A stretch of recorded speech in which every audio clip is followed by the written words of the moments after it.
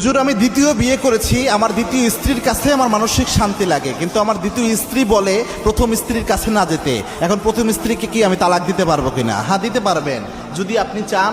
কিয়ামতের এই কঠিন ময়দানে আপনি যখন উঠবেন, আপনি প্যারালাইজড হিসেবে উঠেন, অর্থাৎ এক অঙ্গ বিকলাঙ্গ অবস্থায় উঠেন, তাহলে আপনি দেন, কোনো সমস্যা নাই।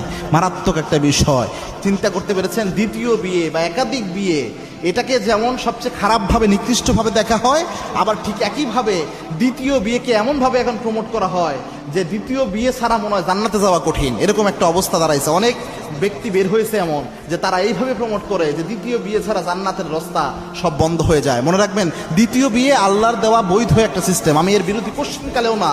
এবং এই সমাজ ব্যবস্থায় হারাম রিলেশন যেখানে করে মানুষ স্ত্রী ঘরে রেখে, এই জায়গায় এই সমাজ ব্যবস্থায় আরও তো এটার বিরোধিতা করা কোনোভাবে যায় আসে না। তবে একটা জিনিস, এই ব্যক্তির যে প্রশ্ন, এটা দেখেন কত মারাত্মক হতে পারে যে প্রথম স্ত্রীর কাছে এখন সে মানসিক শান্তি পায় না, আবার দ্বিতীয় স্ত্রীর শর্ত দিচ্ছে।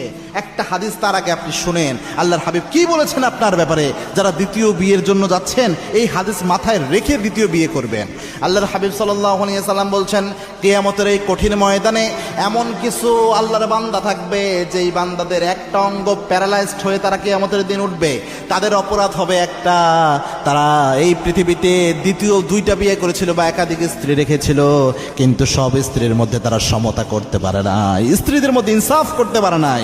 এই যে স্ত্রীদের মধ্যে ইনসাফ করতে পারে নাই, দ্বিতীয় স্ত্রীর দিকে বেশি ঝুঁকে গিয়েছে, প্রথম স্ত্রীর খোঁজ খবর বাদ দিয়ে দিয়েছে, এই ব্যক্তিদেরকে কখনোই আল্লাহ রব্বুল আলামিন কিয়ামতের দিন ছাড় দেবে না।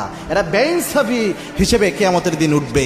অনেকে এমন রয়েছে যে স্ত্রী, প্রথম স্ত্রী অসুস্থ, প্রেগনেন্ট অবস্থায় রয়েছে, এই স্ত্রী বাচ্চা প্রসব করার জন্য ওই সময় তো শরীরের অবস্থা ভালো থাকে না।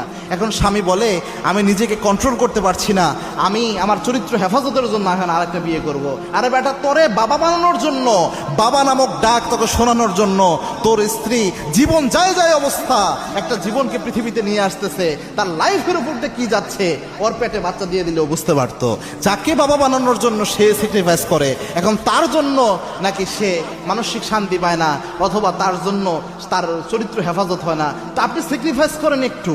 হ্যাঁ, যদি যৌক্তিক কোনো কারণ থাকে, ভ্যালিড কোনো কারণ থাকে, আপনার স্ত্রী অসুস্থ, সে আপনার হক আদায় করতে পারে না, অথবা এমনি নর্মালি রয়েছে, ধরেন নর্মালি আপনি একাধিক স্ত্রীর উপর ইনসাফ কায়েম করতে পারবেন, এটাও যদি হয় একাধিক স্ত্রীর উপর ইনসাফ কায়েম করতে পারবেন, সেক্ষেত্রে আপনি করেন, কোনো সমস্যা নাই।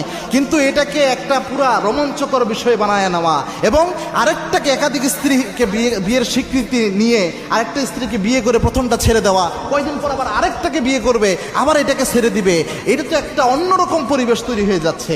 সমাজ ব্যবস্থা খারাপের দিকে চলে যাবে এটার মাধ্যমে।